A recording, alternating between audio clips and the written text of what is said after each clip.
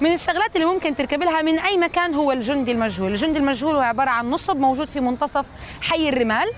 الجندي هذا أول مرة انبنى كان في 1952 وشيد تكريما لأرواح الشهداء المصريين اللي قاتلوا في غزة عام 1948. طبعا تعرض للهدم بال57 مرة وبال2006 كمان مرة، ولكن الأصل إنه المنطقة وكل اللي حواليها لها عنوان الجندي المجهول وينفع تركب لها من أي مكان.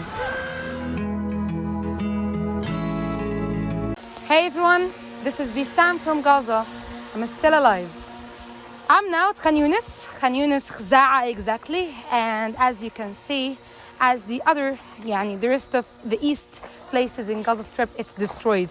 We're talking about the east of Beit Hanun, the east of Shajai, the east of Khan Yunis, which is Gaza right here. So people are telling me that this place was also destroyed in the 2014 and the 2021 wars, and that they are used to rebuild the neighborhoods, rebuild the cities, and rebuild everything. So for me, and I don't know about you, this is the meaning of being Palestinian: to get used to get destroyed, then to rebuild again.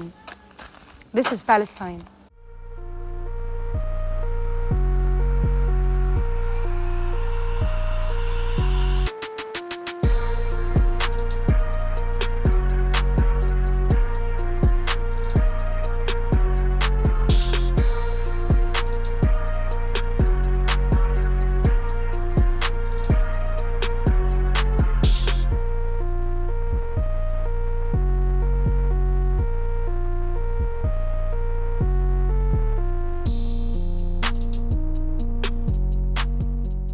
Bisan Owda is a journalist, content creator, and storyteller from Palestine. I'm smiling because I'm alive, and this is surprising for me because last couple of nights were really hard, especially after the internet and cellular connections, everything was cut off. I'm at the hospital, Shifa Hospital. I'm evacuating here, living in a tent for almost 3 weeks now.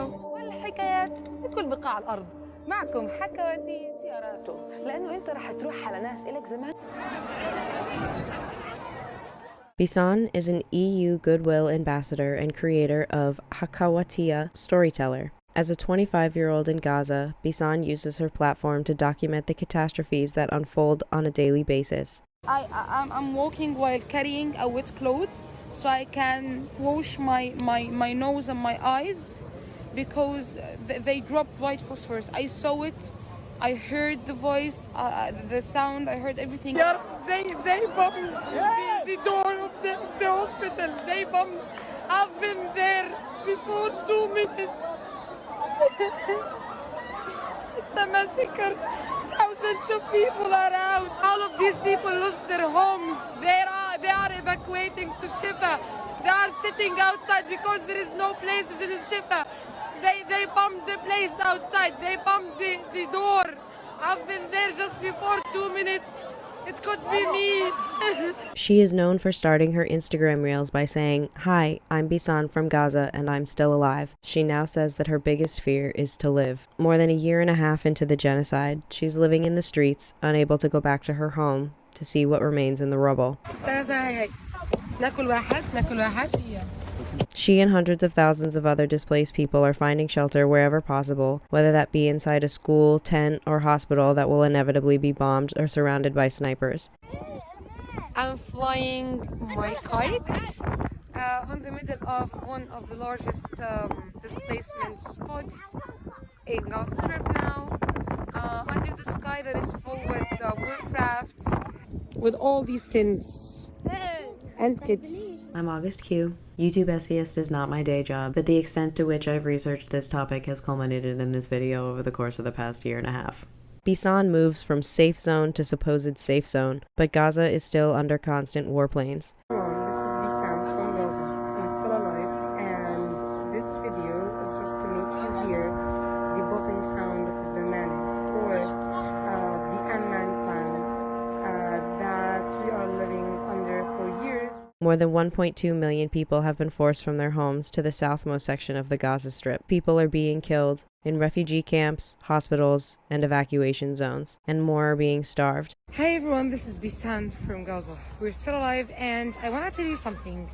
So these are how the tents or the shelter look like in Gaza. While there are millions of young people and folks on the internet who know Bisan deeply and are keeping up with her every movement on the ground during this over a year-and-a-half siege in Gaza, The people here waiting to cross the checkpoint of Salah ad-Din Road to go to the north of Gaza Strip. many traditional news outlets don't know or acknowledge who she is. Hey, so this is Bisan from Gaza. I'm still alive. We're not okay, but I'm gonna tell you something that I've learned. Enjoy your life. Enjoy your life as much as you can. We've dealt with death more than life. We've been so close to death more than life. Many neighbors, relatives, beloved ones are under the rubble or have been killed. So we know that every single minute that we are enjoying and having now a life is very expensive and that we might lose anytime. Until this year, she was not recognized as a journalist at all. She was a storyteller, a hakawatia, but also a content creator.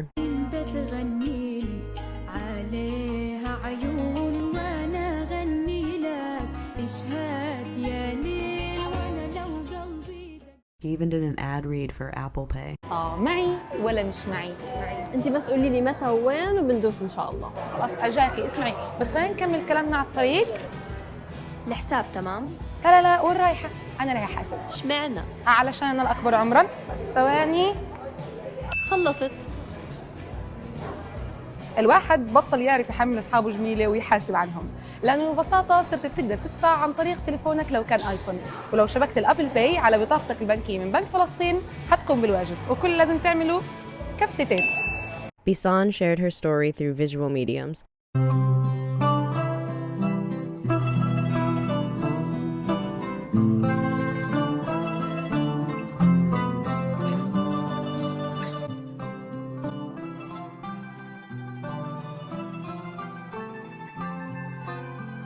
Blogs, videos with voiceover, interviews, photos, and even handmade signs.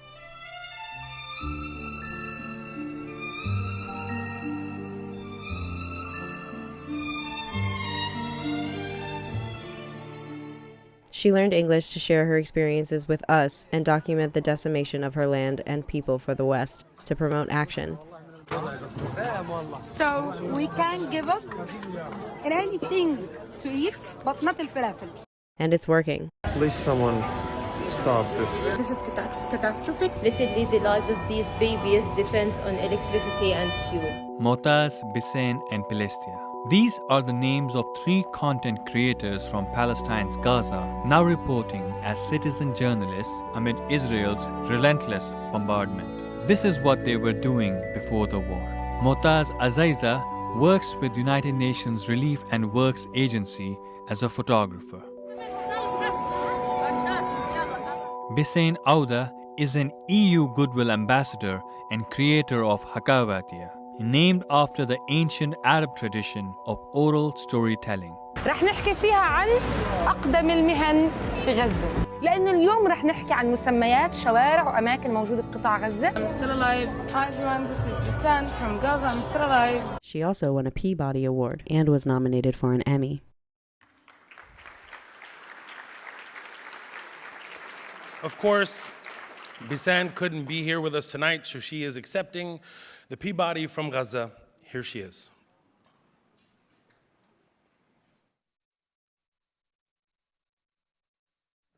Hey everyone, this is Bisan from Gaza. I'm still alive and perhaps I'm luckier than 48,000 people who were killed in an 8 months ongoing genocide, but perhaps not.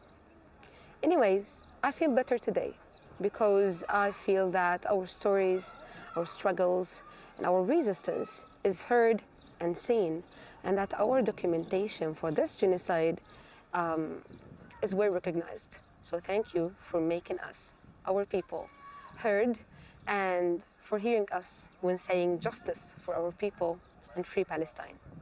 Americans and people around the world are acutely aware of who she is. Well, you don't know me, but We remember her by her freckles and her curly hair. We mourned the loss of her cats with her. She shared so much with us, and it would be truly a crime not to both consume her content and bear witness to the atrocities that she is facing, but to also ignore all of the things that she created before this genocide. And it would be particularly egregious to allow Ethan Klein's community or any other anti-Palestinian content creator to smear her. We should all be talking about Palestine, and despite thinking that Bisan's was an overtold story, so many people don't know who she is or go so far as to lie about her. I think I was unaware just how unpopular this topic is, and really just how few people are talking about it. I'm not a YouTuber, but I am very on YouTube. This is a part of my everyday, and it's on all of my feeds, on every platform, and that sort of warps my perception on what the average, everyday, not politically engaged person is thinking and talking about. And there's plenty of other things going on, believe me, I'm aware. She has lived many lifetimes, and she's younger than I am. She's a revolutionary who, like many revolutionary figures, spent her life preparing for a position she did not ask for. Even her name, the name of a town in Palestine, was given to her so she could serve as a walking memory of her homeland. Recently, a YouTuber posed the question, are we more empathetic to the horrors of the system of this world and the monsters in it because we can see them through our screens? Or are we more distant than ever? حمود صباح الخير. ايش بتعمل؟ بطعمي بس صحة صحة وعافية. عدل وقتش تخلص هاي الحرب؟ قربت كتير يا حمود. والله قربت. As stated in the book The Battle for Justice in Palestine, while Palestinians have always enjoyed broad global public support, the support has been too easily neutralized as long as it was limited to periodic street demonstrations, important though those can be, or channeled through unrepresentative governments. What is different now is the Palestinians in the global solidarity movement are mobilizing support in a sustained campaign that Israel has defined as an existential threat to its dominance. Bisan should and will become a household name along with many other journalists like her.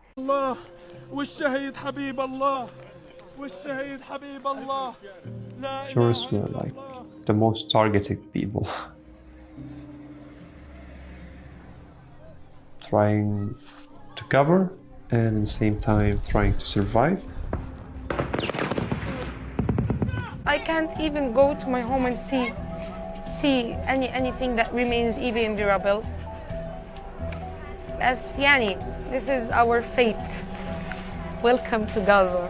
Hey everyone, this is Bisan from Gaza.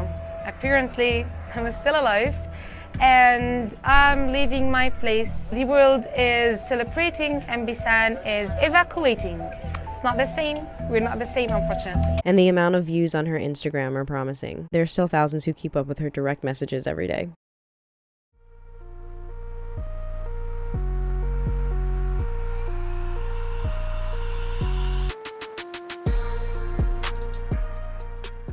There are many reasons that Zionism is largely a conflict about age. The older you are, the more likely you are to believe the Israeli propaganda that has been disseminated throughout our society as prolifically as Islamophobia. In this respect represents a very deep Israeli Jewish conviction that they are the indigenous people of Palestine and the Palestinians are the settlers. Yeah. They are the aliens. And from there, everything else emanates.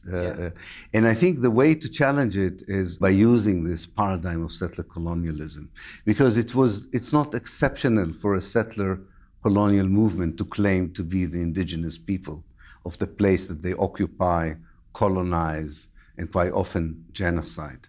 It happened before. And I think that's something that allows people who either were victims of other settler colonial projects or people who are part of settler colonial states like the United States, right, but are very familiar nowadays with their own history, right, and understand their own origins, to understand that actually it's not exceptional. Settler colonialism made certain connections or made certain assumptions which were accepted in the 19th century but looked ridiculous, inhuman, and non-democratic in the 20th century. And yet, in the particular case of Israel, they still remain valid. For instance, the claim that the only way you can create a democracy in a country which has settlers and natives is if the settlers are always the majority, which is the argument of the liberal Zionists, not the right-wing Zionists. The liberal Zionists, the whole peace process is based on the idea that the only way democracy can be sustained in Palestine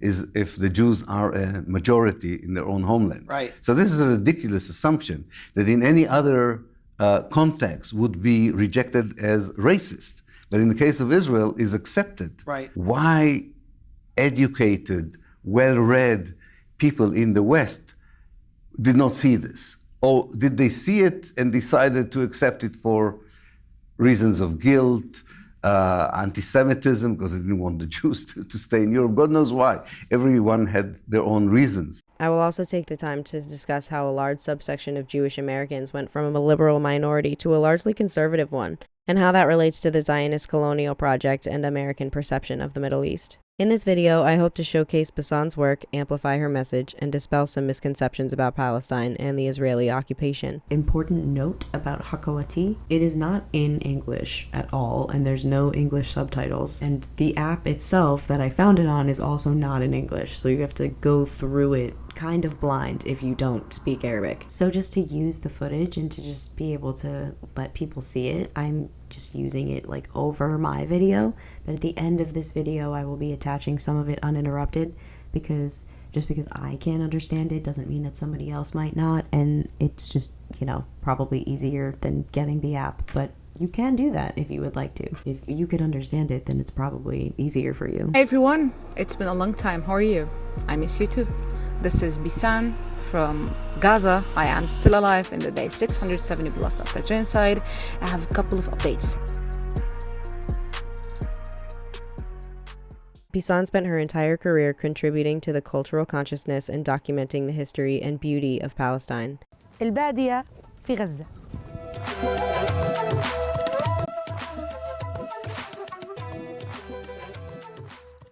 Palestinians deserve the humanity of us witnessing and hearing their struggle, and also remembering what was taken from them. Public opinion, especially in the United States, can impact the situation directly, and there are some simple rebuttals that I can offer that I hope will clear up some confusion surrounding the goal of the Palestinian people. Bisan Owda was born and raised in Beit Hanun, Palestine. As she is only 25, her entire life, and the entire life of her parents, have been under Israeli occupation. Palestinian parents have been known to name their children after Palestinian cities as a way to prolong their heritage. Colonial powers subjugated other nations and imposed their own language and culture upon the indigenous people. Ever since Israel was established at the expense of the inhabitants in Palestine and uprooted 750,000 of them in 1948, successive Israeli governments have changed the Arabic names of cities, towns, roads, and other places across the occupied land and imposed Hebrew versions. Not content with driving out the people and simply changing the names, the Israelis have quite literally wiped more than 500 Palestinian towns and villages off the map in an ongoing act of willful destruction that has been called, rightly, ethnic cleansing. And of course, that number of towns and villages is even more now. According to an article written by Yusuf al-Helou, Palestinian names often reflect their heritage and challenge the occupation. Do you know why her name is Bisan? It's because Bisan is the name of a city and district in Palestine. Palestinian parents name their daughters after cities to avoid attempts at erasure due to the occupation. This is just one aspect of ethnic cleansing and cultural erasure, as the occupation tries to rename cities like Bisan into Hebrew names like Beit Shean.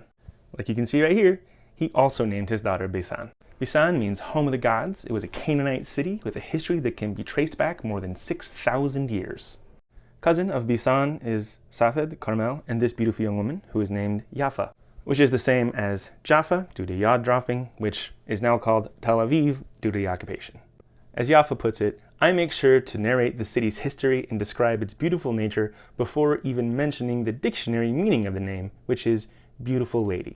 Other examples are Sarin, which is a village inside the city of Bisan, and Banias, which is on the border of Palestine and Syria. According to another young woman, Elabun, every time her mother gave birth to a girl, her father would grab a book about Palestinian cities and pick a name. Her namesake is a Christian village north of Jaffa that was massacred by colonizers in 1948. If you'd like to learn more about the history of Palestinian cities, be warned that Wikipedia in particular is heavily vandalized by Zionists to try and erase Palestinian history. So I would strongly recommend the site Palestine Remembered. Despite what many people who I talk to about this in my real life seem to believe, this is not a centuries-old religious conflict between two groups. The story is a much simpler one of colonial violence. The British ruled over Palestine before the Zionist movement in 1948, and it is known to have contained many important historical landmarks that were destroyed by the Israeli occupation. I learned a bunch of information for this video reading this book, The Palestinian People, A History. Between the last month of 1947 and the first 4.5 months of 1948, the Palestinian Arab community would cease to exist as a social and political entity. More than 350 villages would vanish. Urban life would all but evaporate. When hundreds of thousands were forced out of their homes.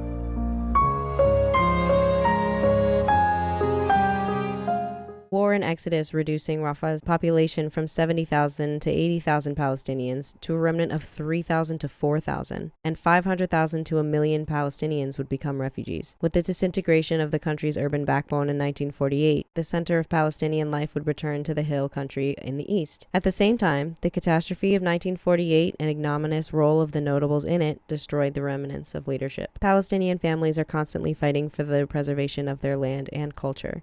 Bisan's name only further demonstrates that. Israel and Israeli citizens have consistently called for the removal of Palestinians from their land. What does that lack of freedom look like on a daily basis? I mean, the occupation is increasingly taking more land from Palestinians.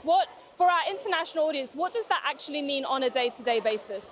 So the mass expulsion that happened in 1948 takes different forms today. The settler colonial project, the colonial project of the Israelis to replace the Palestinian native population with Jewish settlers is ongoing in different areas, in Masafariyata, in Beta, in East Jerusalem, where you have many Palestinians just fighting to remain in their land, and many refugees who are still fighting to go back to Palestine because we are one people. The idea of mass deportation of Arabs from within the West Bank, Gaza Strip, and even Israel proper entered Israeli discourse because of the demographic threat under the Jewish character of the state. Others discuss stripping Israeli Arabs suspected of violence of their citizenship.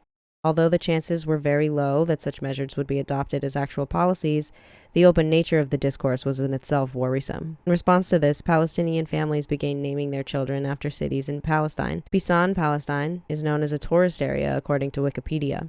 The Bisan City Tourist Village is a pleasure garden located in the northern part of Gaza. The 270 Dunham Leisure Park includes a new wedding hall, gardens, soccer fields, and an Olympic-sized swimming pool, with 19-hectare zoo, playgrounds, and restaurants. There was even a water park there called Crazy Water Park, owned by a former economics minister of Hamas. Hamas was the de facto government in the Gaza Strip. As an American, I don't have a lot of experience hearing about Hamas doing normal things. Our media is too busy calling them a terrorist organization. The city of Bisan, situated in the Jordan Valley, is one of the ancient cities in human history.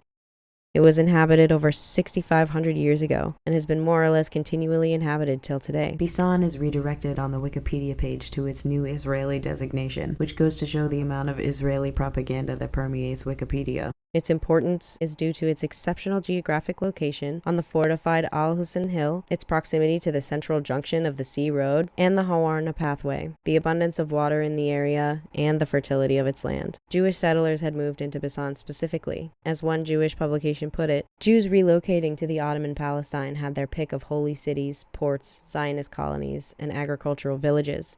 Yet some settlers preferred moving to the outlying Arab towns instead, founding Jewish communities like that of Beth Shan and Reuven Gafni.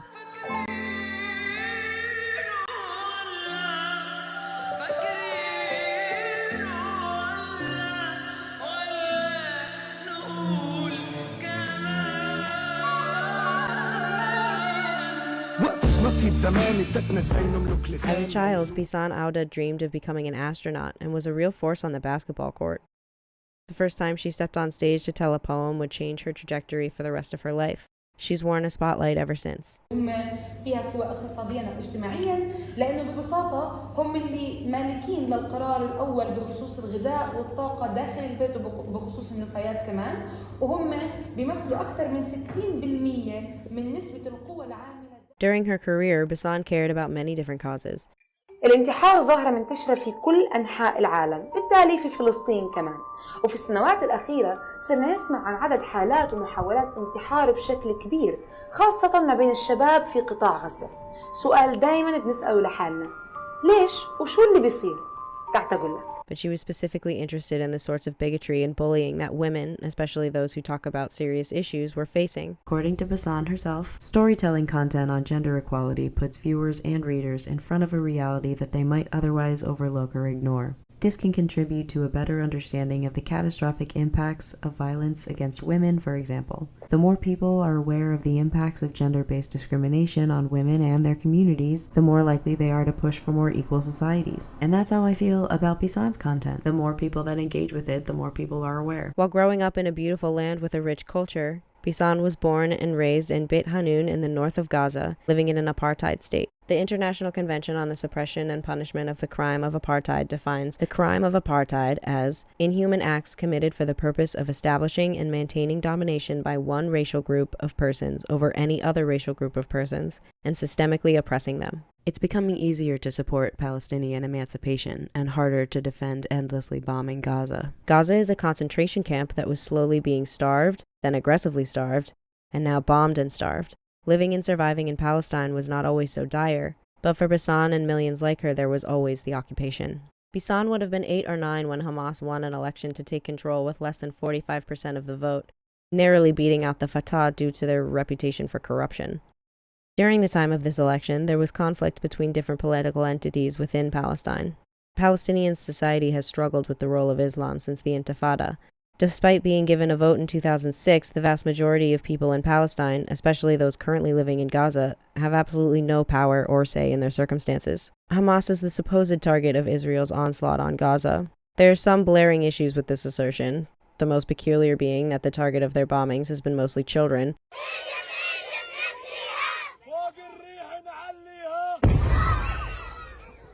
Israeli forces have intentionally targeted civilian areas throughout the enclave, accusing all of Gaza's residents of being aware and involved with Hamas.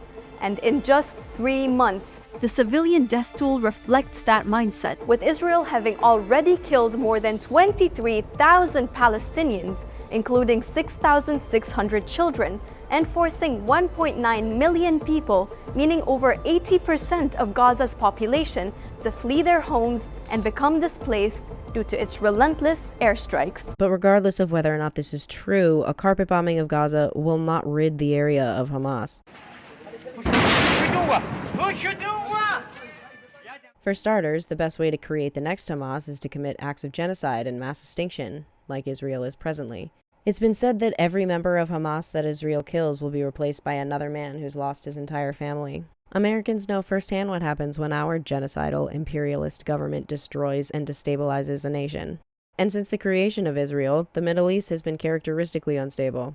But the way to rid Palestine of Hamas is the thing that Palestinians have been asking for since the beginning: a ceasefire and statehood. I think the right of return is an inalienable right of the Palestinian people, and the new generation is still fighting to return. We're one people, so the Israeli occupation has deliberately fragmented us in so many geographic areas, in different administrative ID and systems. But what we're doing today in the new generation is fighting for the unity of the Palestinian people and fighting that forced fragmentation, and basically saying that the Palestinian culture, the Palestinian identity exists everywhere in the overall territory between the river and the sea. A top Hamas political official told the Associated Press that the Islamic militant group is willing to agree to a truce of 5 years or more with Israel, and that it would lay down its weapons and convert to a political party if an independent Palestinian state is established along pre-1967 borders. The attacks of October 7th resulted in the murder and kidnapping of many Israeli citizens, but early coverage of the event shaped many American opinions of the conflict at whole. We learned that some of the coverage was preemptive, to say the least. We would go on to see many people, Israelis and edgy YouTubers alike, justify collective punishment. I'm not going to cry a fucking river when people who have genocide that's baked into their laws are getting genocided. I don't give a fuck. They're terrible people. These people are not your allies. They are not the same as us. They come from an inferior culture, and it is an inferior culture in all ways. Folks on the internet wholeheartedly applaud the bombings, much like they did in 2004. Sean, another YouTuber, described his reaction to this photo on his video on Palestine. I can remember the exact point when I started to really think about the Israel-Palestine conflict. It was seeing this picture taken in 2014 by Middle East correspondent Alan Sorensen. In it, a group of Israeli civilians can be seen on a hilltop overlooking the Gaza Strip. They'd brought chairs to watch as the Israeli military bombed Gaza as part of Operation Protective Edge, and they were clapping when the bomb blasts were heard. This is behaviour that was documented by the New York Times, ABC, The Guardian, and other news organisations. Before this point, I had a very naive and simplistic view of the Israel-Palestine issue. I thought I understood it as a conflict between two religious peoples who had competing claims for the same area of land and occasionally killed one another over it. But I also understood that for some reason, Israel was supposed to be the good guys, the morally superior ones, allies of the West in the Middle East. I didn't know why that was supposed to be true, I just knew that that is what my government and other governments in the West were predominantly saying. Now, seeing this picture put a crack in that impression. I knew that civilians were dying in those bombings, and these people were clapping and cheering for it. The asymmetry of people on one side of a border being slaughtered while people on the other side of the border threw a party to watch it happen was unbelievable to me. And even though I was very uninformed on the particular conflict going on at the time, or the wider history of the region in general, I thought, obviously, that's not right, is it? That can't be right, in any circumstance, to do what those people are doing. Kind of ironic that Israelis are doing the exact same thing that Donald Trump claimed Muslims were doing after 9/11. Guys, we're booming Gaza right now. I'm trying to take my popsicle.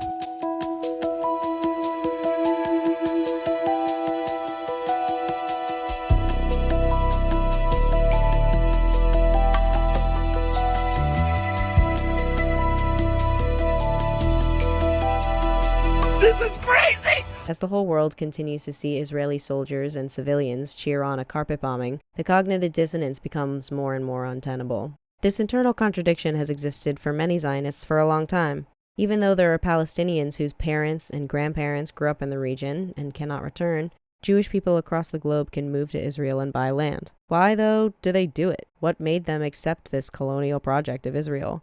How can a historically liberal group of Americans pivot towards supporting apartheid, imperialism, and the displacement of millions of natives? And why is it that supposedly liberal creators like Ethan Klein are so comfortable calling themselves leftists or progressives while still doing Hasbara? Why is Ethan Klein like this?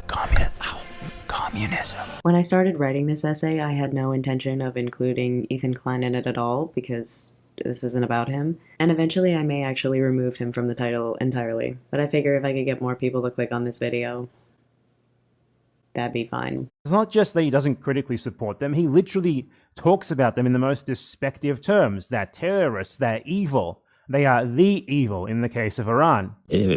Whatever you think about Israel, Iran is bad or worse. They are the fucking evil. They are the evil fucking. They're the reason for all this bullshit. Like Hamas, Hezbollah, Houthis, they're all attacking under the direction of Iran. They are all being these jihadists, fucking Islamists, just continuing to provoke Israel to attack them and putting fucking like military complexes under hospitals. They said that Yoav Gallant, the main operational architect of the Gaza genocide, who is presently wanted by the International Criminal Court to face trial for crimes against humanity and war crimes, was a really good guy. Just the other day, Bibi fired a really good guy that a lot of people are pissed about, and he fired him because they had a disagreement, and that's like so Trump coded. Well, he was like a moderating voice. As much as I do think this is very interesting to talk about, the Jewish community leaning conservative during heightened times of anti-Semitism and the rise of fascism is pertinent to this conversation because it follows a pattern.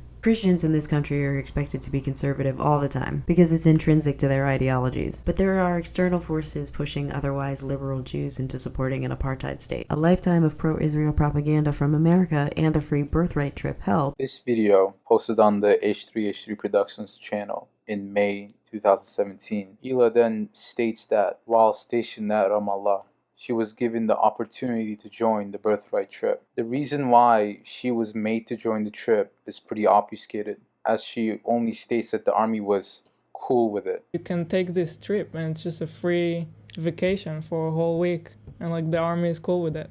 Like they're sending you there. That's crazy. So I was like, what? Best deal ever for everybody. Ethan pretty easily identifies why Hila was offered this opportunity. Thinking they handpick these beautiful Israeli soldiers. They bring over all these young American kids, They don't and they're pick like, beautiful people. they're like, okay, guys, you know what to do. But the fear of association with communism is another.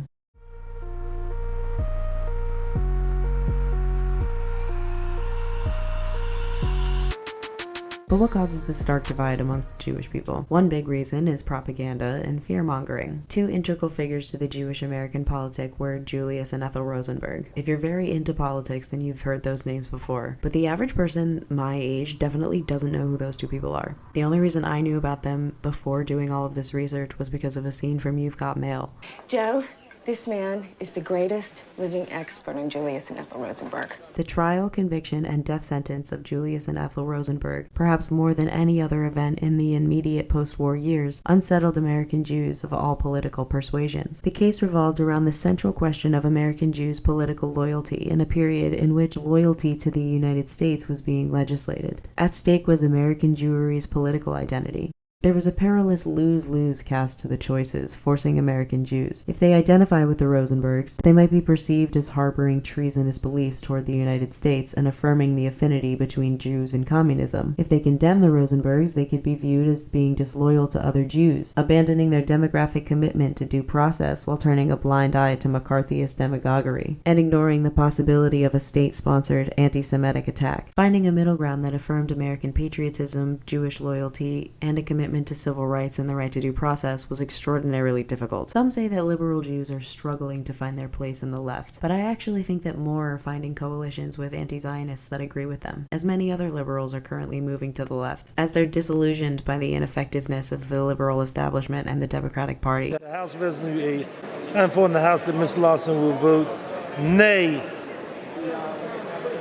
on House Resolution 483 amendments. This political shift shaped the discourse surrounding Zionism and its detractors, and many of the arguments made by political leaders and voices at the time sound identical to pro-Israeli arguments today.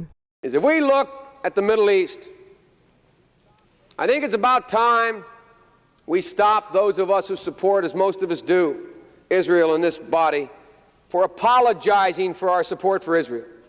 There's no apology to be made. None. It is the best $3 billion investment we make.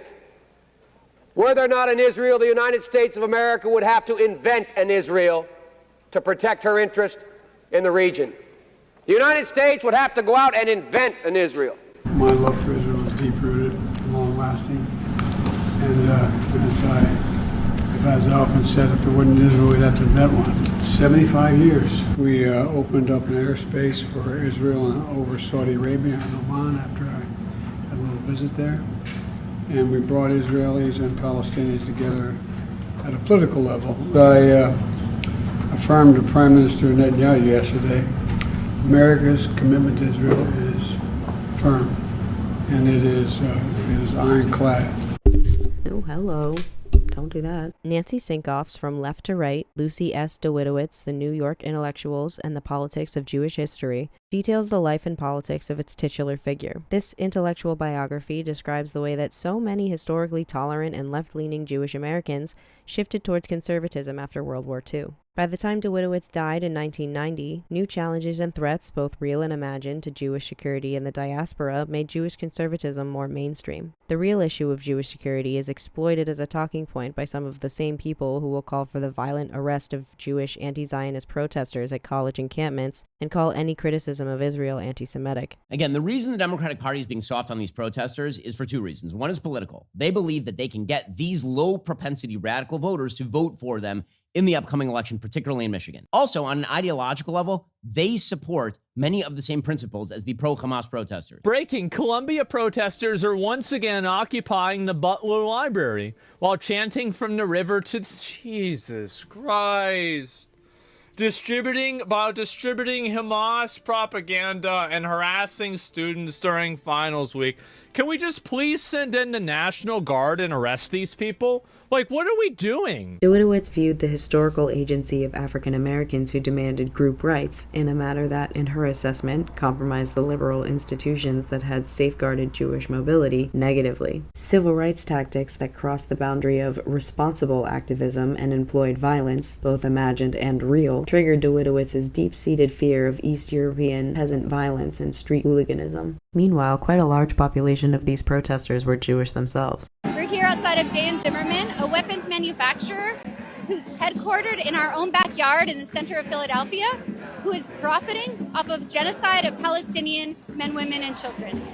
We are here today to demand that no one profits off of death and to demand that the United States stops arming Israel now. According to the New Republic, dissident is an unpaid position, Steve Noman told me this fall. The 77-year-old resident of suburban Atlanta is the longtime president of the American Council for Judaism. For decades, the lonely standard-bearer of the reform movement's beleaguered anti-Zionist wing. Regrettably, all the predictions that the council have made pretty much come true, added Naaman. Naaman pointed to the Palestinians' plight over the past 75 years. What did people think was going to happen, he said. They were just going to say, oh yeah, put us in a ghetto, and we'll just live here in poverty for the rest of our lives. After the war, the Jewish community was more interested in political conformity as they became increasingly more middle class and suburban. The victory of the Allies promoted both patriotism and anti-communism. They were eager to assert the loyalty of American Jews to the U.S. government during the Cold War. Political loyalty was a fraught conversation for Jewish Americans fearing persecution and anti-Semitism. Despite being a traditionally socialist community, the already unsettled American Jewish community moved politically towards a safer option as socialist and communist became deadly accusations. The predominant political push is Zionism, but within Zionism, there are all different branches. So these groups are fighting against each other, trying to get DPs to support their cause. It's also important to remember that they're not the only political movement in the camps. So there's a large-ish Bundist, semi-communist organization that is active in the DP camps. And actually, when they run for political positions, they are attacked by the Zionists, like physically attacked. But they still keep trying because their vision for the future is that it will be a socialist future where people can share and everybody gets what they need. And the Americans actually, after the Harrison Report, support Jews going to Palestine and support a Jewish state, mainly because they don't want Jews coming to America. They feared that the old transnational myth of the Jew as a communist would find new roots in American soil. To squelch any perception among the American public that Jews were particularly disposed towards radicalism, the Library of Jewish Information, or the American Jewish Congress Informations and Research Services Department, generated research to support the committee's liberal campaign against communism in the late 1940s and early 1950s. Dawidowitz would not just distance herself from communism, but outright detested and would defend the government's McCarthyist tactics. On the question for civil liberties for communists, Dawidowitz argued that the authoritarian illiberalism of communism and the Soviet anti-Semitism trumped the threat to civil liberties and the fear of stimulating anti-Semitism on American shores. Dawidowitz would also argue that their criticism of Zionism and Judaism in the Soviet bloc derived not from an autonomous evaluation of the political issues, but from rigid subservience to the Soviet line. Spooked by the tremendous social and political appeals of the 1960s, Dawidowitz and other middle-class Jewish liberals who had entered the decade as Democrats exited as Republicans in the making. The ongoing quagmire of Vietnam, the radicalization of the civil rights movement, the rise of the counterculture of feminism, and of new kinds of ethnic consciousness, including new forms of Jewish identity, as well as Soviet anti-Semitism and anti-Zionism, all challenged liberal integrationist ethos that allowed Jews to feel at home in the United States. The youth then were radically sympathetic to the Arabs in the Middle East, and against American imperialism. Looking at any of the statements from student encampments on college campuses around the U.S., similar demands are being made. Student tuition, and our tax dollars for that matter, should not be funding a genocide. Columbia's pro-Palestinian encampment triggered similar student protests across the country and renewed calls for universities to divest themselves of investments in Israel and companies profiting from the Israeli war in Gaza. So, what would divestment look like? How realistic is it? And what are the challenges involved? What began at Columbia University on April 17th has swept college campuses across the country. What unites many students is their demand for divestment, which has its roots in a Palestinian movement known as BDS, or Boycott, Divestment, and Sanctions. Divestment, simply put, means selling off an investment or business interest, but in practice, it's more complicated. To begin with, the demands vary from school to school. At Yale and Cornell, students have called on the universities to stop investing in weapons manufacturers directly involved in Israel's campaign. By contrast, Columbia protesters are demanding the sale of holdings in funds and businesses that activists say are profiting from Israel's invasion of Gaza. These include Google and Amazon, which provide technology services to Israel's military, Airbnb, because it allows rental listings in Israeli settlements in the West Bank, and Caterpillar, whose tractors Israel's military uses. The encampment served to give a voice to the overwhelming majority of students who do not want their tuition to be sent to support Israel or America's war profiteering machine. We're going to begin the show with the ongoing standoff between protesters and administrators at Columbia University. Yeah, the school president saying in a new statement this morning that the university will not divest from Israel, and they've given protesters a new deadline by which they're to remove their tents. The president also hasn't really done anything to address the Islamophobia, the hate crimes that have occurred on campus. I mean, me personally, I was yelled at by a counter-protester. I know a lot of other people that were as well, and there's been no addressing of that. I think the anti-Semitism that's occurred around campus is real, it's horrible, and it's disgusting, and it needs to be addressed. But so does the stuff that's happening to Arab, brown, black, and Muslim students. According to their website, Columbia University Apartheid Divest is a coalition of student organizations that see Palestine as the vanguard for our collective liberation. We are a continuation of the Vietnam anti-war movement and the movement to divest from apartheid South Africa. We support freedom and justice for the Palestinian people and for all people. We know that true collective safety will arise when everyone has access to clean air, clean water, food, housing, education, healthcare, freedom of movement, and dignity. Their demands are simple: financial divestment from institutions profiting Israel, an academic boycott and cut ties with Israeli universities, and an end to the targeted repression of Palestinian students and their allies on and off campus. And these protests and encampments have been largely peaceful without the intervention of agitators or police. But many students who took part in those encampments, or those who are vocally supporting them, are being literally deported and detained. Let them know that the students' movement wouldn't die in the summer, because this is what they were betting on, that the summer would come and then no one would protest. Now, we just heard that Mahmoud Khalil, the Columbia University student, was just released from the Louisiana Immigration Detention Center that he's been held at since March. A federal judge, remember, ordered his release. The Trump administration wants Khalil. Let's listen in to him speaking to the media right now. The students have taken 3 months. I leave some incredible men behind me, over 1,000 people, in a place where they shouldn't have been, in that place, in the first place. I hope the next time that I will be in Jena is to actually visit this museum that's a testimony on America's racist policies against immigrants. The hundreds of men who I left behind me shouldn't be there in the first place. The Trump administration are doing their best to dehumanize everyone here. Whether you are a U.S. citizen, an immigrant, or just a person on this land, doesn't mean that you are less of a human. Thank you so much, everyone. Repeating patterns, President Shafik of Columbia University makes similar critiques to the anti-Zionist movement as have been historically hurled at these protesters. Despite having the same complaints of imperialism and colonialism as the Vietnam protesters, anti-Zionists are anti-Semitic, and they make Jewish people feel unsafe. And the university has started suspending students taking part in the encampment. Another high-profile college leader has resigned after the campus unrest that we saw last spring. Columbia University President Manoush Shafik had been roundly criticized for her response to the pro-Palestinian demonstrations on that campus. The new school year begins in just 3 weeks, so why now is the question. As Tom Hansen reports, Shafik is the third Ivy League president to step down in connection to protests against the war in Gaza. Anti-Semitism has no place on our campus, and I am personally committed to doing everything I can. Cultural warriors like nothing better than to characterize their opponents as traitors and heretics. And in this regard, post-war American Jewish liberals and neoconservatives are no different from their European forebears.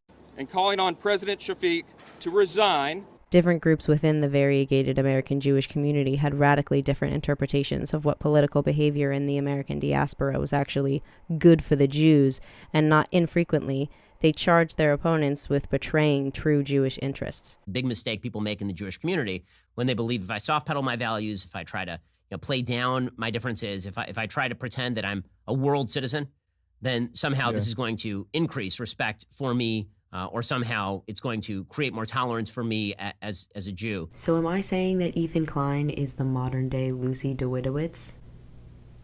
Maybe. Jewish communists, in Dawidowitz's view, aided the deconstruction of Jewish culture, the source of Jewish people's survival. Nothing they did could mitigate their support of the Soviet Union and its universalist agenda. Bisan Owda, an educated political activist, if given the chance, might very well have taken place in demonstrations like the encampment. She took part in other types of political activism. الشعب الغزي والشعب في الضفة وفي القدس وكل المنتفضين ايد واحدة وشعب واحد لا يمكن يتراجع ولو لحظة عن أرضه، عن حقه، عن أرضه يعني لا يمكن يتراجع أصلا عن قضيته وعن ثورته. هو صح إنه ممكن صار سبات شوية، ممكن صار انقسامات، ممكن صار حصار وصار ضغط من كل النواحي وصار تعتيم إعلامي من الغرب ومن العرب على قضيتنا، بس إحنا مع إنه الشعب لا يمكن ينسى حقه والتاريخ لا يمكن ينسى. But they can't have peaceful demonstrations at universities and schools in Gaza because Israel destroyed them all. You can't hold a hunger strike if you're being starved. Gaza is almost completely gone, practically leveled. Despite the displaced Palestinians seeking refuge in UN and UNRWA schools, Israel keeps bombing them all. We begin in Gaza, where more than 100 Palestinians have been killed in an Israeli attack on a school in Gaza City. Displaced people who were sheltering at the school in Daraj district were offering morning prayers before the building was struck by several missiles.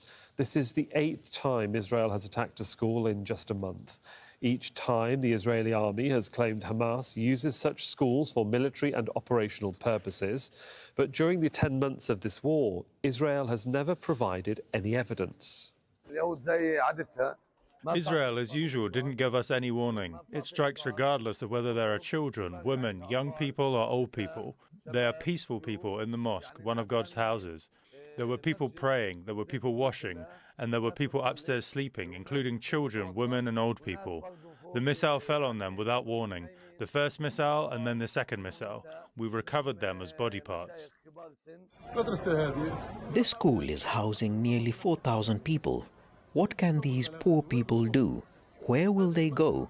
Will they be left on the street?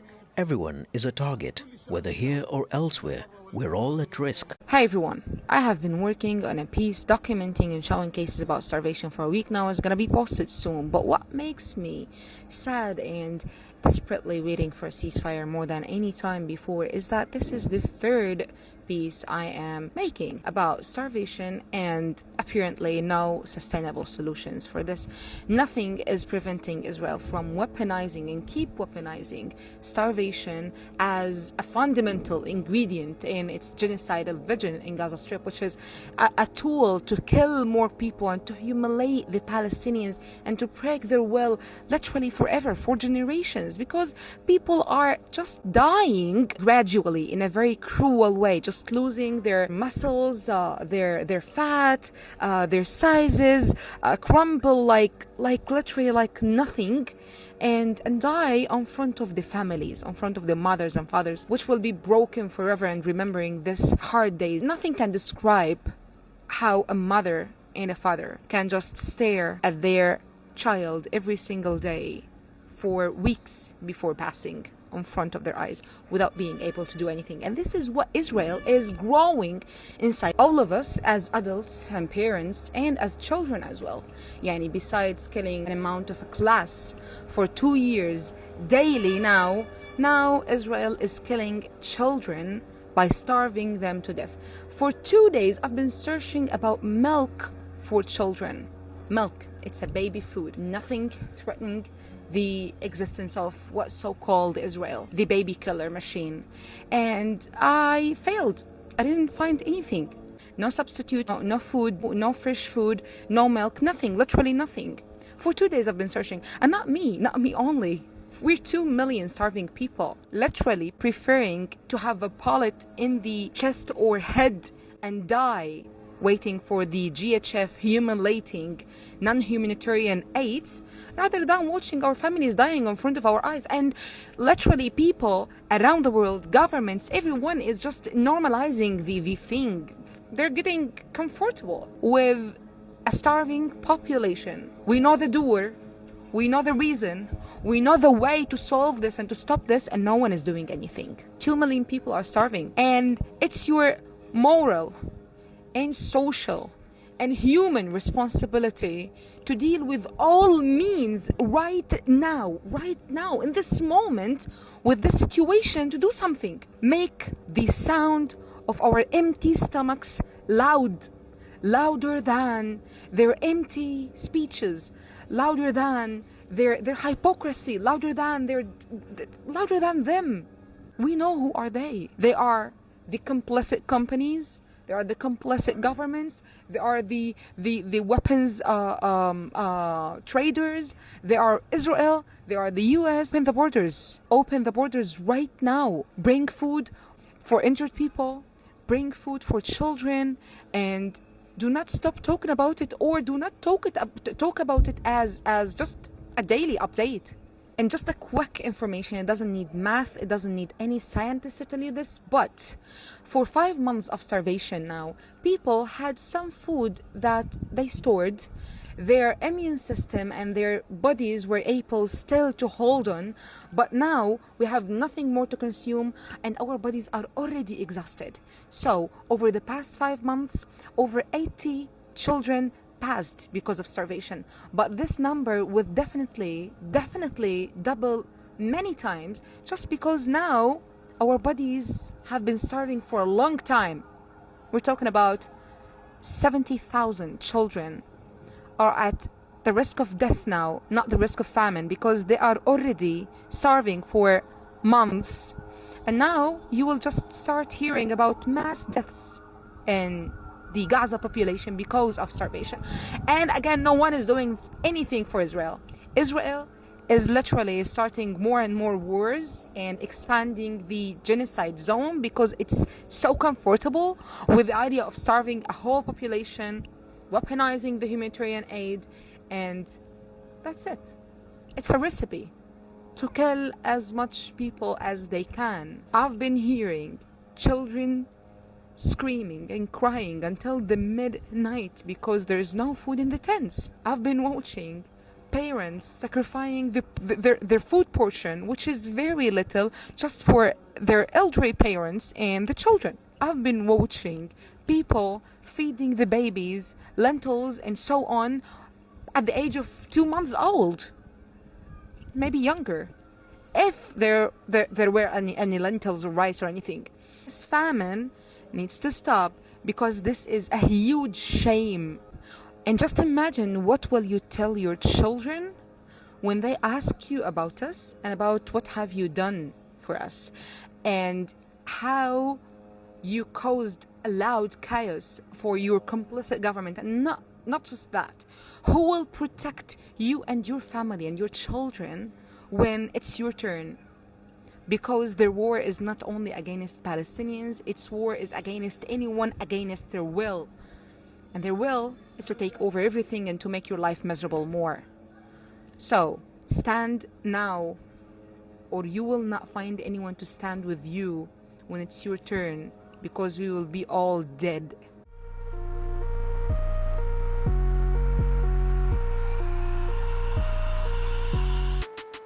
Raha Shahade discusses how young Palestinians really don't know what it is like before the occupation in his book Going Home, A Walk Through 50 Years of Occupation.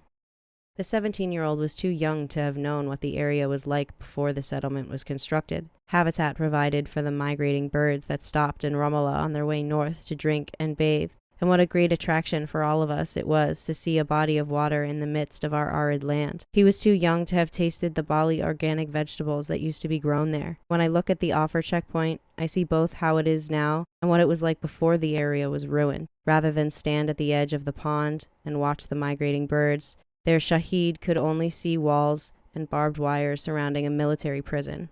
I was nearly Nadim's age in 1967. When the war that brought about this half-century-long occupation took place. A few Palestinians in the West Bank took part in the fighting. For 19 years, the regime and Jordan made sure that we did not have a single weapon or any military training to speak of. So what kind of victory was Israel's? It was as though we had been slumbering, had abandoned our feet to others, and were looking at ourselves from a distance. Then we were rudely awakened by a strange, short war that did not feel like a war, at least not where I was. It started and ended in the blink of an eye, and our unwanted, unrecognized neighbors from across the horizon came over and took our lives.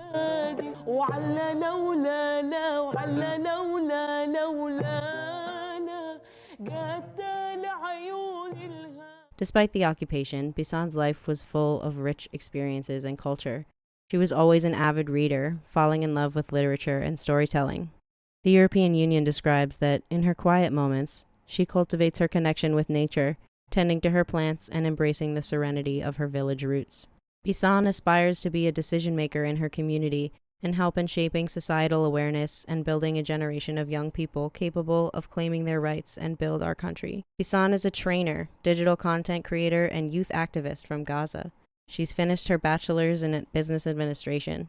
Her interest in digital advocacy prompted her to receive intensive trainings in gender, GBV, mobilization, and advocacy. Then, training other groups, either voluntarily or organized in partnerships with human rights, youth, and feminist institutions. Bisan also contributes through digital content and social media platforms to changing stereotypes about women, pushing for positive societal change, and telling real stories about her community. Spreading these stories, she became a modern-day Hakawati. The Hakawati is an important figure in Middle Eastern culture. For centuries, the Arabian Peninsula and the Middle East region have been the sources of legends, fables, and tales of the adventures of kings and warriors. The storyteller who represented the collective genius and fantasies of his people would, with his words, spin yarns and breathe life into the heroes of history, fables from the Quran, and legends and myths about warriors, bringing a piece of the past to life for his avid listeners. One of the most revered traditions of oral storytelling was the Hakawati. As intricate and complex as a weaving pattern, this motif-rich narrative style darts in and out of stories, offering unending drama, where the storyteller begins one tale, deftly leaves it midway to pick up another, and then has a third story emerging from a subplot of the first, and so on. All this is done using the tools of allegory, folklore, satire, music, and a visual spectacle of grand, sweeping gestures and facial expressions to finally create an enthralling experience for his listeners.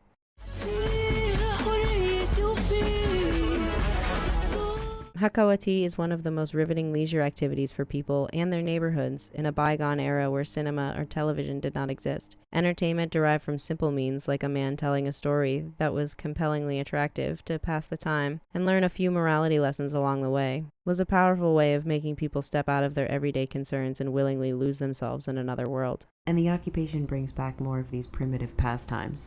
Hey.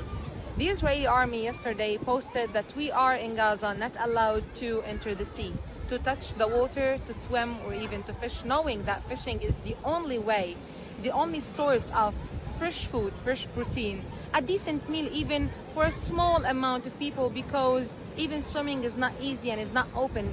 The sea is still besieged, and I can't explain this story later. But I came today to see what are people doing near to the beach. Is it serious? Are they just staring at the water without being able to touch it? Because the Israeli poster was so serious. You are going to be in risk if you just entered the sea. And by the way, the sea is the only entertaining thing for people in Gaza, not only in the genocide, but even before. And now it's even more because they're living in tents and in the beach, literally. It's too hot. That's almost 90 Fahrenheit. It's super hot and people do not have anything except going to swim, especially while there's no water and the sea is where they clean their clothes or even have a bath. So I came today and I thought I will just find the sea empty and sad. But look at this. Look at the children. How relieving. I'm so happy to find all of these people here. Although she has been abruptly thrust into a role of a journalist on the ground of a war zone, Bisan has always had a drive to share stories from Gaza through content creation online. Social media has become an increasingly important space where we communicate, learn, and access information. Online content plays a major role in shaping our conception of the world, opinions, and values. Through influencing public opinion, social media is also one of the most effective tools to mobilize and advocate for change. Used responsibly, content creation gives one the opportunity to express their points of view on various societal issues and contribute to building community awareness around critical societal issues such as gender equality and women's rights. Bisan established a Tell Lab, which she described to the UN Women HQ as a youth platform to train young people, particularly women, on advocacy, content creation, and community leadership. In addition to providing them with content creation tools, we also help them publish their content on popular social media platforms to increase their reach. Before the constant carpet bombing, she would share her culture and showcase the beauty of Palestine on Instagram and TikTok. She worked closely with different organizations, making informational and inspirational content for multiple publications.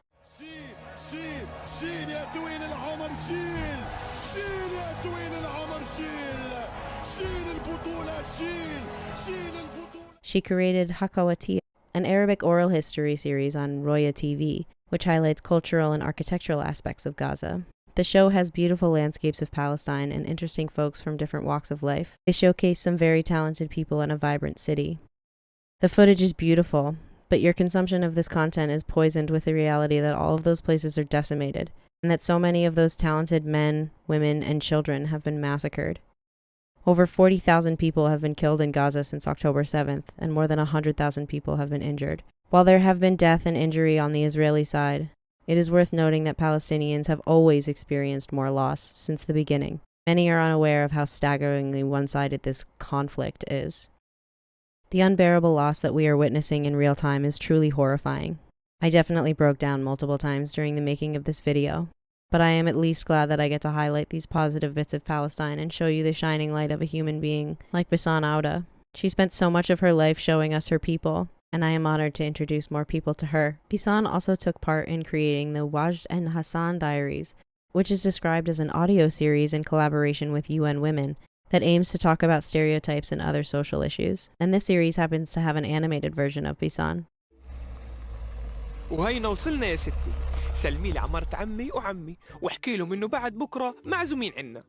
شكرا على التوصيل حبيبي، وعلى كل حال الأكل اليوم كان بيشهي، بس توقعت بعد هالوليمة كلها نخلص جلي وتنظيف على السنة الجاي. With each video she creates and each story she tells, Bisan reminds us all that our narratives deserves to be heard. In a world where social media can be both a blessing and a curse, Bisan stands tall, staying true to herself and her values. She understands that her content will remain a permanent testament to her journey, a legacy she can be proud of, one that reflects her principles and inspires positive change. Bisan, the Hakawatiya, continues to ignite the flames of transformation wherever her words are heard. Bisan always had a particular focus on women's rights and gender equality. Storytelling content on gender equality puts viewers and readers in front of a reality that they might otherwise overlook or ignore. This can contribute to a better understanding of the catastrophic impacts of violence against women, for example. The more people are aware of the impacts of gender-based discrimination on women and their communities, the more likely they are to push for more equal societies. Women's engagement in content creation is essential to ensure that their perspectives, concerns, and aspirations are heard by the rest of society.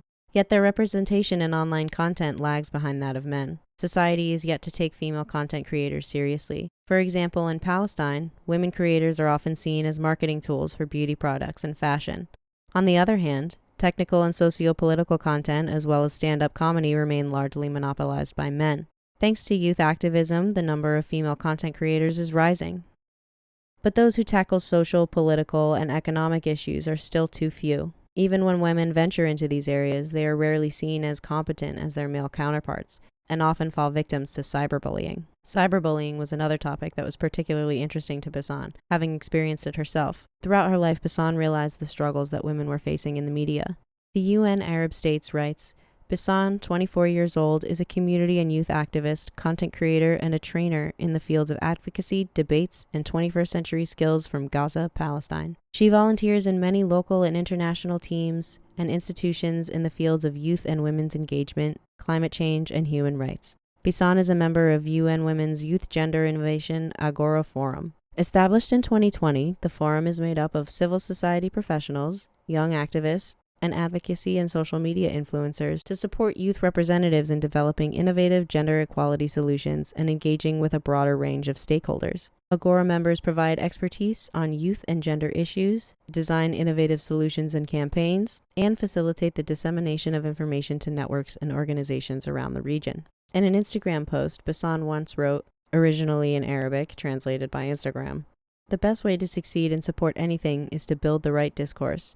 And today I have this ability, thanks to training in debates, experiencing polite debate and dialogue, and giving more space for argument, evidence, what is right, and truth than they give to violence and rectification. This should be something essential in the life of every one of us, and in studies and discussions." Feminism has been a point of focus for all of Bisan's work.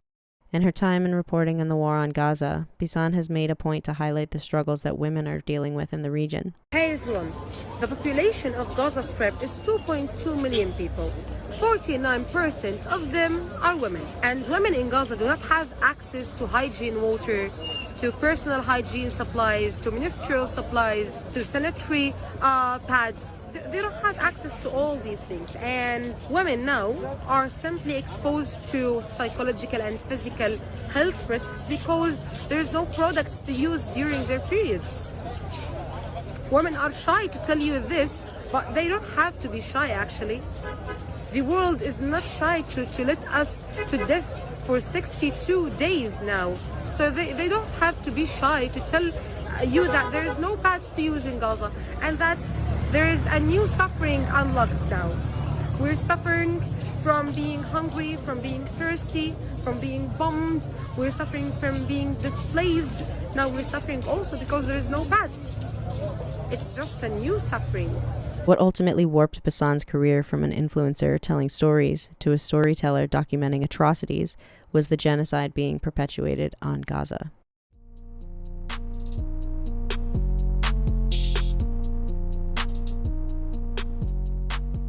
Bisan and many Palestinian journalists like her have been accused of working with or being Hamas. It's honestly like we've begun to form these parasocial relationships with the people in Palestine. What Willie likely does not know, and the Washington Post doesn't report, is that Bisan Owda is a professional Hamas propagandist. Paul Slavic, a psychologist at the University of Oregon, focuses much of his work on the public reception and reaction to mass atrocities. He coined the term psychic numbing, which refers to the idea that there is no constant value for human life, and that the value of a single life diminishes against the backdrop of a larger tragedy. Alternatively, he speaks of the singularity effect. مرحبا معكم بيسان من غزة. أنا لسه عايشة بس أنا وشعبي في مواجهة أخطر إشي ممكن يقابل الإنسان وهو المجاعة. إحنا بدون أكل ولا شرب. المزارع مش شغالة، الأكل قليل جدا ونادر وغالي. تعالوا نسأل الناس اللي إلها كل هاي المدة بتعافر وتحت الإبادة كيف ممكن بتوفر أكل وشرب لأطفالها؟ شو البدائل اللي بتعملها في ظل عدم وجود الأكل والطحين ومقومات وأساسيات الحياة؟ يلا. We all go to great lengths to protect a single individual or to rescue someone in distress, but as the numbers increase, we don't respond proportionally to that. People care about individuals. We don't scale that up even when we're capable. Because of this principle, it's difficult for the public to stay focused on this issue. Ironically, as the death toll rises and we see more death and destruction, the less we can grasp the impact. Slavic references a study in Proceedings of the National Academy of Sciences which analyzed the reaction of a photograph of a Syrian boy who had washed up on a beach. People around the globe started to suddenly care about the Syrian war and subsequent refugee crisis. But as the death toll climbed to hundreds of thousands, and people were able to track those statistics, interest waned only a month later. Similarly, genocide falls in and out of public discourse. The war seems never-ending, and one of dozens of cataclysmic events happening in different countries. National news seems to get bored of the topic. Despite this, during Ramadan, more and more protests were taking place in major cities, and encampments began erupting on college campuses across the U.S. From Barcelona to Athens, Mexico City to Rio de Janeiro. The weekend saw major protests in several cities against Israel's military campaign in Gaza. While estimates vary, organisers say 150,000 marched in The Hague on Sunday to put pressure on the Dutch government. It was the largest protest rally in decades. An estimated 100,000 people took to the streets of The Hague on Sunday to demand the government finally draw a red line against Israel. Families came from all over the country wearing red clothes. I'm 70 years old. It's the first demonstration. It's important enough.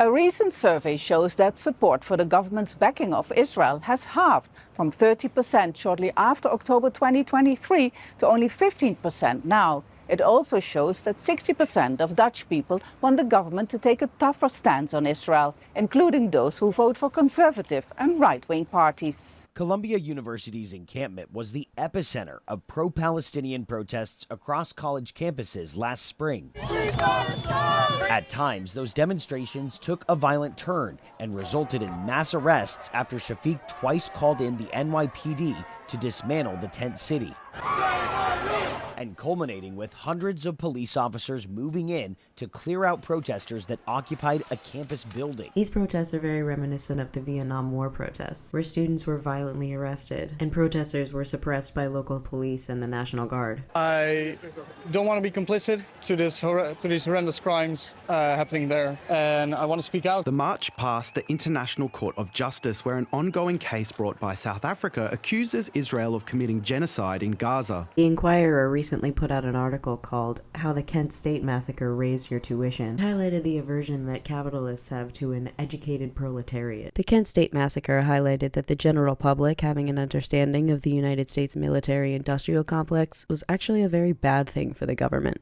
But all of the attention is having some effect. Here in the United States, it's becoming much less popular to be a Zionist, and it is the norm to be pro-Palestine. The youth recognize that this is not a conflict and can identify a clear aggressor. Genocide Joe always knew that we hated his foreign policy, and it's come out that he's always been aware of the moral implications of what he's been doing. The Hill reports that Biden was fully aware that Israel bombed Gaza targets without intelligence. We also know that he largely did nothing to stop the genocide.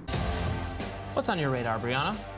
Well, Robbie, before you bomb a hospital or a church or a mosque, a home, or even dig up a cemetery, shouldn't you be confident it's a legitimate military target? New reporting from the Washington Post says Joe Biden knew Israel was indiscriminately bombing Gaza as early as weeks after October 7th. And instead of stopping the bombing by cutting off aid, he circumvented Congress to give Bibi more weapons. No red lines, he said. Yesterday's shocking report from the Washington Post revealed that on October 27th, Biden privately disclosed in a small White House meeting Israel was regularly bombing buildings without solid intelligence that they were legitimate military targets. Someone familiar with the meeting told the Post, quote, "We never had a clear sense that the Israelis had a definable and achievable military objective.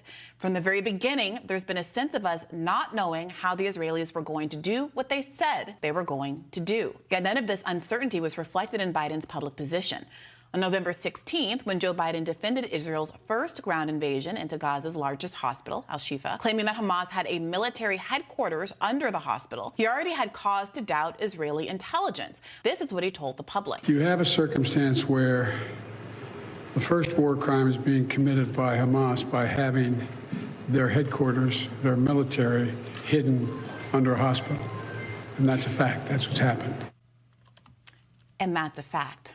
Of course, it was far from fact. Following the attack, the Washington Post reported that the tunnel network showed, quote, no immediate evidence of military use by Hamas, and that there was no evidence that the tunnels could be accessed from inside the hospital wards. A gun tucked improbably behind an MRI machine and an edited IDF video were supposed to justify the siege of a hospital. The Geneva Convention is clear on this. Military operations against hospitals are forbidden. If Biden knew that Israel's attacks on hospitals and other civilian sites were not supported by intelligence showing a Hamas presence, what did he think they were doing? What did he think the bombs he circumvented Congress to send were for? At this same October 27th meeting, the Post reports that Biden and top foreign policy officials also admitted to each other what the Biden administration has denied to the voting public, that Israel appears to have no plan for defeating Hamas. Defeating Hamas has been the justification not just for indiscriminate bombing that has killed over 31,000 Palestinians. It is also Israel's justification for rejecting ceasefire and hostage exchange deals. Netanyahu has rejected Hamas ceasefire proposals that would have resulted in the release of all hostages because he says he will settle for nothing less than, quote, absolute victory over Hamas. Slavic mentions that attention is a large part of making human beings care about an issue.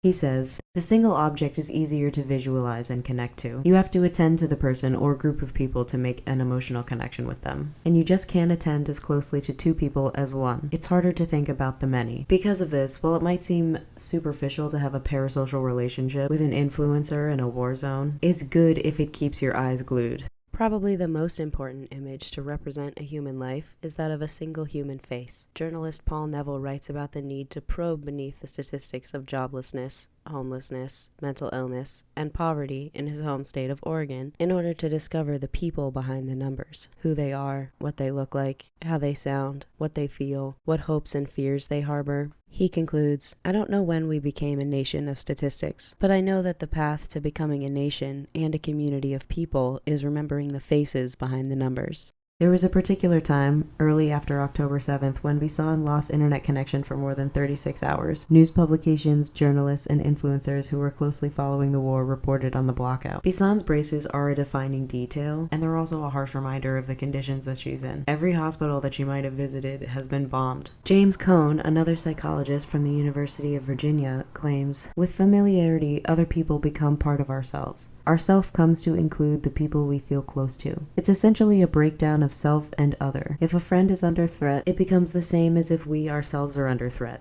من وين انت بتشرب مي طيب؟ احنا بنروح نشرب قنية ب3 شيكل. حلوة ولا مالحة؟ مالحة، واقول لك لها ريحة. طب القلان الصفر اللي بشوفهم مع الناس منين بيعبوهن؟ من المحطة، ومليح انه نلاقوا مي في المحطة نشرب شوية. وبقطعوها كمان امراض. بعيدة بدها يمكن 3 كيلو 4 كيلو. بنروح على الوكالة بيقولوا لنا فيش مية. هي حياتنا اتدمرت من الأخير. We can understand the pain or difficulty they may be going through in the same way we understand our own pain. This is the evolutionary benefit of empathy. A threat to ourselves is a threat to our resources. Threats can take things away from us, but when we develop friendships, it's a part of our survivability. People need friends, like one hand needs another to clap. Seeing the genocide through an individual's eyes is different than seeing it on the TV or through the filter of newspeak. As the adage goes, we are all Palestinian. Many minority groups around the world are related to the Palestinian struggle. The struggles of imperialism, colonialism, and segregation are felt in so many communities. Fascism is just colonialism pointed inward. We can exploit people's empathy in more creative ways, too. If your feed is as full of cat videos as mine is, you might have stumbled across a particular cat sanctuary in the West Bank. Nothing beats a Jet2 holiday.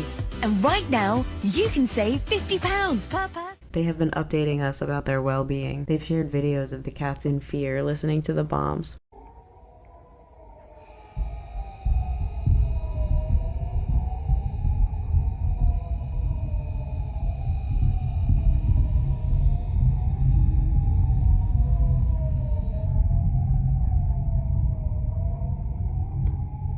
This is really more of a gut-level reaction, because if you were thinking clearly, you might say, well, a life is a life, it shouldn't diminish in a bigger problem. The feeling system really doesn't add. It can't multiply, it can't handle numbers very well. It's maximized at the number 1. Protect myself, protect the person in front of me. People who are like us, near in time, we get a strong emotional response when they are in danger. In addition to keeping our attention, revolutionary movements need a sense of joy. If your whole movement is dealing with a crisis and not celebrating the survival of a culture, then your movement will lose steam quickly.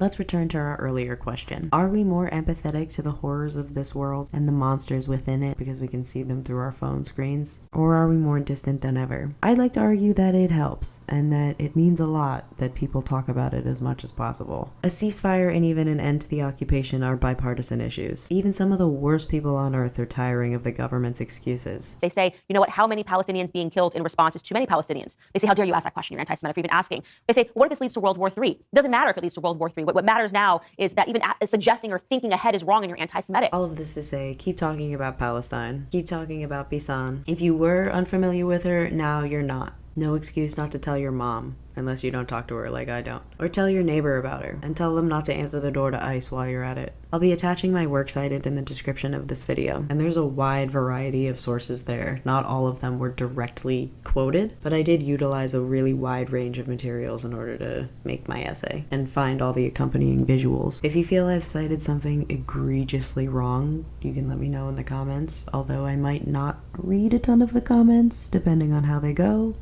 I've attempted to add a source for every single image, piece of footage, quote, but if I miss something, let me know. I had to download the Roya app, and I actually downloaded it onto my iPad, which I lost somehow. It's like missing in my house, or it's gone forever. I don't know. Maybe I just like left it on a bus that I don't go on because I don't go anywhere. I'm August Q. Thank you for watching, and please enjoy some more Hakawa tea.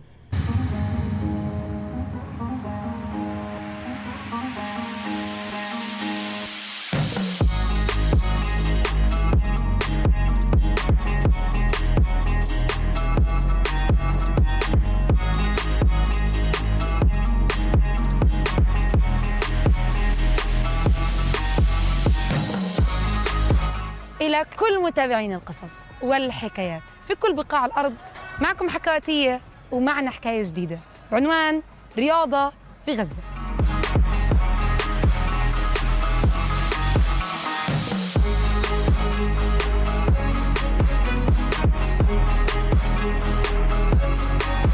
رحنا أماكن أثرية، مشينا في الأرض وفي البحر، طبخنا، عزمنا وانعزمنا. طب شو عن الأنشطة الثانية؟ للرياضة مثلاً.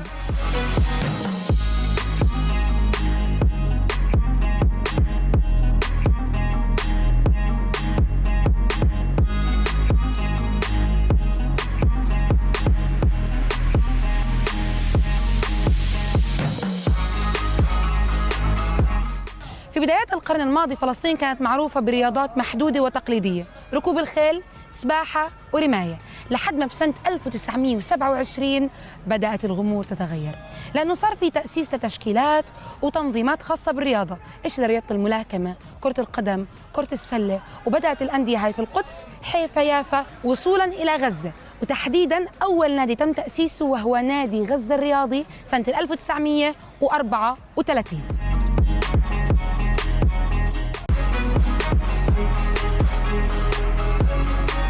من الرياضات اللي كمان لازم نعرفها في غزة هي السيرك. السيرك دخل غزة في عام 2011، وفي غزة حاليا في 3 مدارس السيرك، فيها حوالي 100 وأكثر شوي طلاب للجمباز وللجمبلير وللأكروبات والسيرك الهوائي. هدول الطلاب مش بس بيسعوا لأنهم يكونوا متفوقين وشاطرين في العروض الترفيهية، كمان أنهم يمارسوا الرياضة ويقووا جسمهم ويحصلوا على فرص تدريب أكثر. وهاي هي المشكلة، السيرك في غزة بيعاني من قلة فرص التدريب والمعدات، وكمان الإغلاق على أي موارد وأي دعم بتوجه له. في طريقنا للساحة رح نمر على مفترق السرايا، واحد من أكبر وأشهر المفترقات الموجودة في غزة، لأنه أي واحد بيروح من الشرق للغرب أو من الشمال للجنوب لازم يمر فيه أو يركب منه.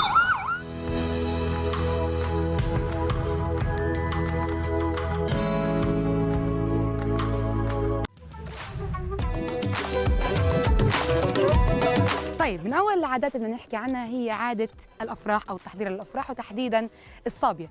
الصابية هي عبارة عن مجموعة من الخيالة والهجانة بيتواجدوا في ساحة واسعة. الساحة هاي أشرعت فيها راية الفرح، وراية الفرح هي راية بيضاء ترتفع على بيت أهل العريس. هاي الراية معناته إنه أنا مش مضطر أعزم، وهي عادة عند البدو.